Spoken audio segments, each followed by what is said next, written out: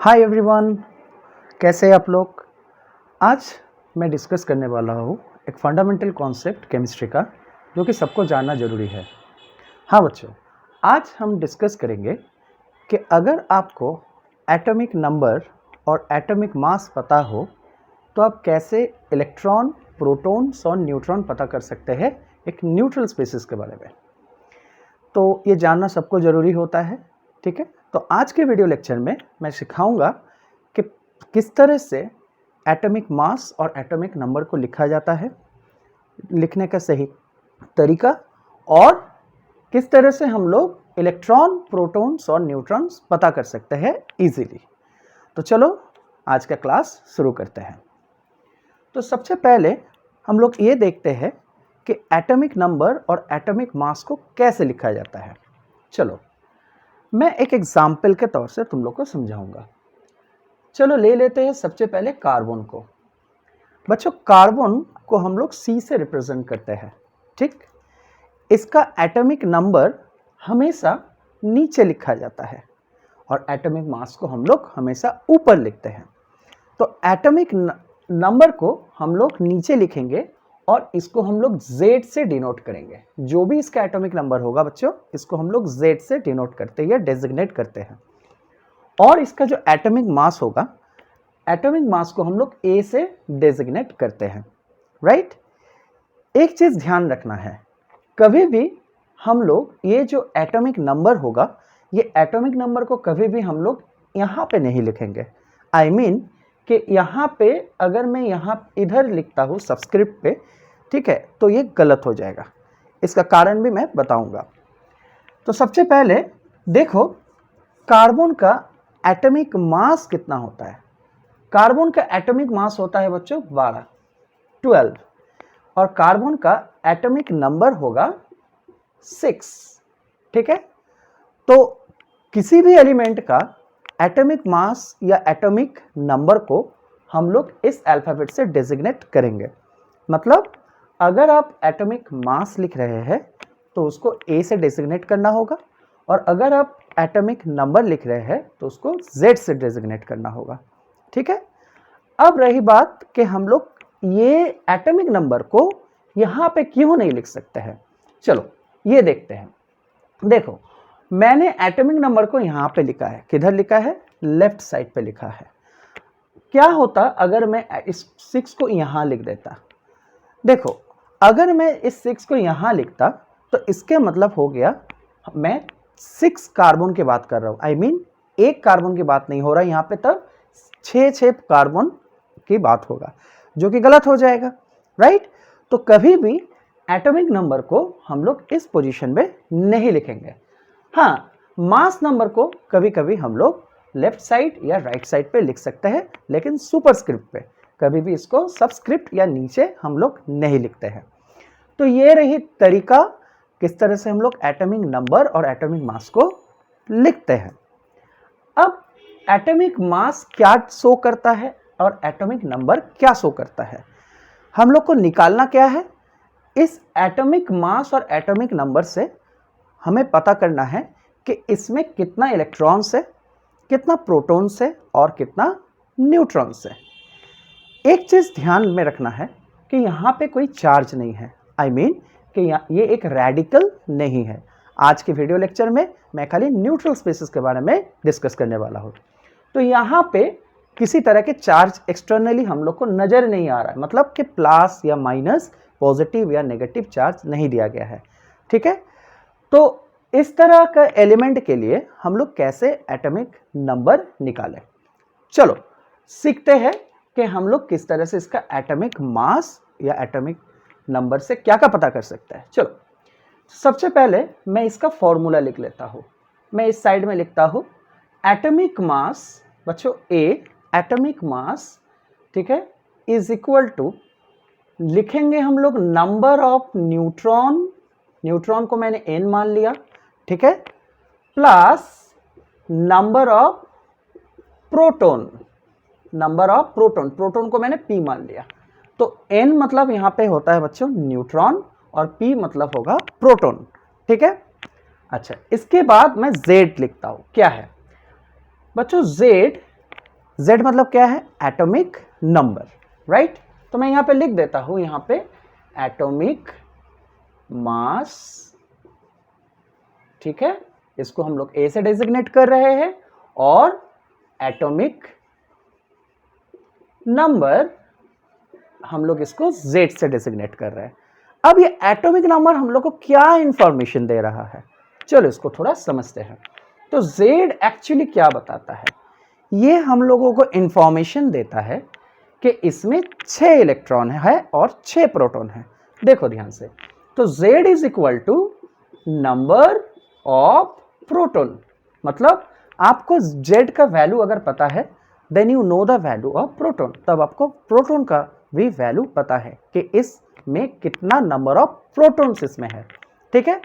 और क्योंकि यहाँ पे कोई प्लस या माइनस ऊपर में चार्ज नहीं है, ये एक न्यूट्रल स्पीसीज है, तो इसके लिए हम लोग ये भी लिख सकते हैं कि Z is equal to number of electrons, ठीक है। E stands for electron. तो मतलब क्या है, देखिए ये बेसिक इंफॉर्मेशन है, ठीक है। आपको अगर Z का वैल्यू दिया है, आपको अगर एटॉमिक नंबर का वैल्यू पता है, तो you know the number of proton, तब उससे डायरेक्टली आप लोग नंबर ऑफ प्रोटॉन का वैल्यू निकाल सकते हैं या जान सकते हैं, ठीक है। उसी तरह अगर आपको Z का वैल्यू पता हो, तो that is also equal to the number of electrons, ठीक है। क्योंकि ये न्यूट्रल स्पीसीज है, तो इसमें प्रोटॉन और इलेक्ट्रॉन की संख्या दोनों बराबर होना चाहिए। अब ऊपर में आते हैं एटॉमिक मास। एटॉमिक मास से हम लोग को एक बहुत ही इंपॉर्टेंट सा चीज मिल रहा है। क्या देखने को मिल रहा है? Yes, number of neutron. मतलब अगर आपको एटॉमिक मास दिया गया है, तो इससे आप लोग नंबर ऑफ न्यूट्रॉन इजीली पता कर सकते हैं और नंबर ऑफ प्रोटॉन भी पता कर सकते हैं। देखिए यहां पे, देखिए नंबर ऑफ प्रोटॉन मतलब क्या होता है बच्चों? Atomic number. तो क्या हम लोग इस फॉर्मूला में जो नंबर ऑफ प्रोटॉन है उसके जगह में हम लोग Z भी यूज कर सकते हैं। मैं करके दिखा रहा हूं, ठीक है। तो चलो इसको देखते हैं करके कि किस तरह से हम लोग इसमें नंबर ऑफ न्यूट्रॉन को निकाल सकते हैं। सबसे पहले हम लोग नंबर ऑफ न्यूट्रॉन निकालेंगे कार्बन में, ठीक है।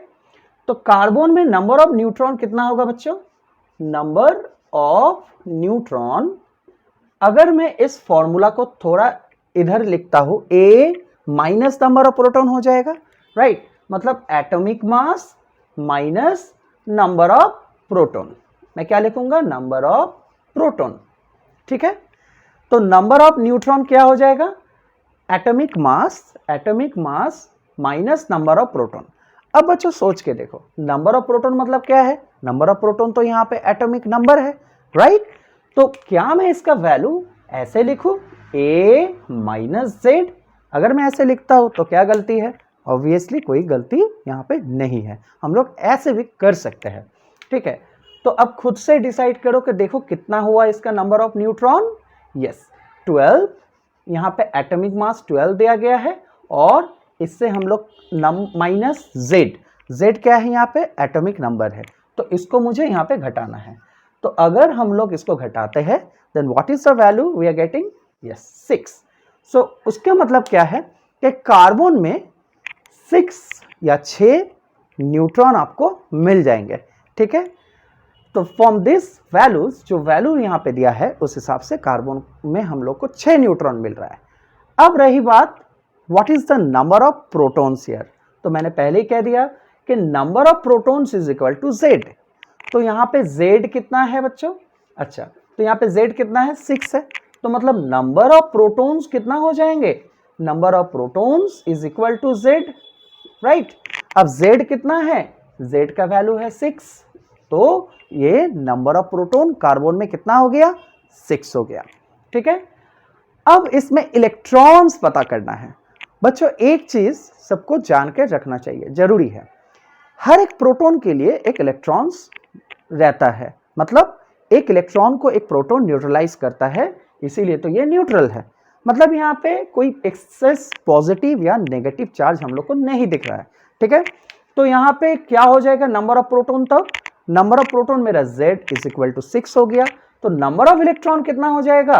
यस, नंबर ऑफ इलेक्ट्रॉन भी इज इक्वल टू z, मतलब ये भी एटॉमिक नंबर के बराबर हुआ, तो इसका भी वैल्यू 6 हो गया। इस तरह से हम लोग with the value of atomic mass and atomic number हम लोग किसी भी एलिमेंट का नंबर ऑफ न्यूट्रॉन, प्रोटॉन्स और इलेक्ट्रॉन्स को पता कर सकते हैं। ठीक है, तो ये थोड़ा मैंने समझाया, उसीलिए थोड़ा प्रोसेस लग गया या थोड़ा टाइम लग गया, और एक एग्जाम्पल के माध्यम से हम लोग प्रैक्टिस करते हैं। ठीक है, तो चलो, अगर इसको कॉपी करना चाहते हो तो कॉपी कर लो, राइट। चलो नेक्स्ट और एक एग्जाम्पल ले लेते हैं। जैसे सपोज करो मैंने ले लिया सल्फर। बच्चों सल्फर का एटॉमिक नंबर होता है 16। आई होप कि अब तक तो पता हो गया होगा। ठीक है, मैंने एटॉमिक नंबर हमेशा नीचे लिखते हैं, और एटॉमिक मास होता है बच्चों इसका 32। ठीक है, अच्छा, तो एटॉमिक मास को हम लोग किधर लिखते हैं और एटॉमिक नंबर को किधर लिखते हैं, ये तो मैंने पहले ही बता दिया। तो चलो इसमें सबसे पहले हम लोग फॉर्मूला लिख लेते हैं। तो बच्चों atomic mass A is equal to number of neutron plus number of proton. ठीक है, राइट। अच्छा, तो मुझे निकालना क्या है, सबसे पहले मैं नंबर ऑफ न्यूट्रॉन निकाल लेता हूं। तो यहां पे A का वैल्यू कितना है 32 इज इक्वल टू, मैं न्यूट्रॉन को n मान लू, is plus number of proton. Yes, number of proton क्या होता है, यहाँ पे जो एटॉमिक नंबर दिया गया है वही मेरा नंबर ऑफ प्रोटॉन है, क्योंकि इसमें भी कोई एक्सेस प्लस या माइनस चार्ज नहीं दिख रहा है। तो यहाँ पे हम लोग क्या लिखेंगे, नंबर ऑफ प्रोटॉन की जगह में हम लोग लिखेंगे 16। तो n का वैल्यू कितना हो जाएगा 32 माइनस 16, मतलब न्यूट्रॉन आ गया 16। क्लियर है, तो इस तरह से हम लोग नंबर ऑफ न्यूट्रॉन इजीली निकाल लिए। ओके, अब रही बात नंबर ऑफ प्रोटॉन। तो प्रोटॉन तो यहीं से पता चल गया है, तब भी हम लोग कर लेते हैं। अब नंबर ऑफ प्रोटॉन कितना हो जाएगा, इज इक्वल टू z। क्यों यहाँ पे इज इक्वल टू z है, क्योंकि यह एटॉमिक नंबर है। क्यों, क्योंकि यहाँ पे कोई एक्सेस प्लस या माइनस चार्ज नहीं दिख रहा है, तो ऑटोमेटिकली ये कितना हो जाएगा 16, मतलब इसमें 16 प्रोटॉन्स है। ठीक है, अच्छा, अब नंबर ऑफ न्यूट्रॉन्स निकालना, सॉरी नंबर ऑफ इलेक्ट्रॉन्स को पता करना है। तो नंबर ऑफ इलेक्ट्रॉन्स कितना होगा, नंबर ऑफ इलेक्ट्रॉन्स भी यहाँ पे एटॉमिक नंबर के बराबर होने वाला है, राइट। तो नंबर ऑफ इलेक्ट्रॉन्स भी यहाँ पे एटॉमिक नंबर के बराबर होगा। क्यों होगा, सोच के देखो, क्योंकि यहाँ पे कोई एक्सेस नेगेटिव चार्जेस यहाँ पे नहीं है, तो इसीलिए हम लोग नंबर ऑफ इलेक्ट्रॉन को भी नंबर ऑफ प्रोटॉन के बराबर लेंगे। ठीक है, तो इसका मतलब क्या हो गया, इसका वैल्यू आ जाएगा 16, राइट। सो होप इस वीडियो से आप लोग को ये पता चल गया होगा कि एटॉमिक मास और एटॉमिक नंबर कैसे लिखा जाता है, और अगर एटॉमिक मास और नंबर आपको पता है तो उससे आप लोग इलेक्ट्रॉन, प्रोटॉन्स और न्यूट्रॉन कैसे पता कर सकते हैं। अगर वीडियो अच्छा लगी हो तो लाइक और सब्सक्राइब जरूर कर देना। Thank you, bye bye, have a nice day, take care.